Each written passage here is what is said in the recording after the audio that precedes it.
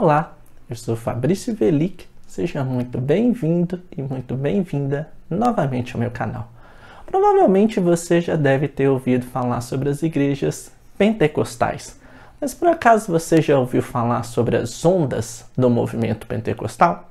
Se não, nesse vídeo eu gostaria de falar com vocês um pouquinho sobre isso. Bom, o pentecostalismo ele é um movimento que surge nos Estados Unidos no início do século XX e também chega no Brasil no início do século XX. Esse pentecostalismo que chega, ele chega principalmente por meio de algumas igrejas, dentre elas a principal e talvez a mais conhecida no Brasil, seja a Assembleia de Deus. Esse pentecostalismo que chegou no início do século e que a Assembleia de Deus se torna talvez uma das principais igrejas desse movimento nesse período, é o que ficou conhecido como pentecostalismo de primeira onda, ou seja, era um pentecostalismo inicial que se preocupava muito com a questão dos usos e costumes, como é uma marca característica de algumas igrejas pentecostais. A questão do cabelo comprido para as mulheres, a questão das vestimentas e por aí vai. Essa primeira onda do pentecostalismo durou até mais ou menos a década de 50, 60, quando começou uma segunda onda, que diferentemente da primeira, não focava muito na questão dos usos e costumes, mas muito na questão das curas, na questão dos programas de rádio, nos programas evangelísticos.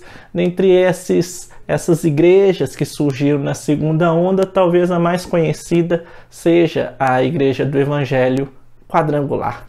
A segunda onda se desenvolveu até mais ou menos a década de 70 e 80, que é quando se dá início àquilo que ficou conhecido como a terceira onda do movimento pentecostal, que é o neopentecostalismo, que surge com a Igreja Universal do Reino de Deus.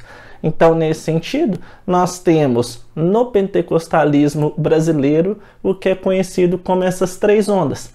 A primeira, que é o pentecostalismo, vamos colocar, clássico, com a Assembleia de Deus sendo uma das igrejas majoritárias.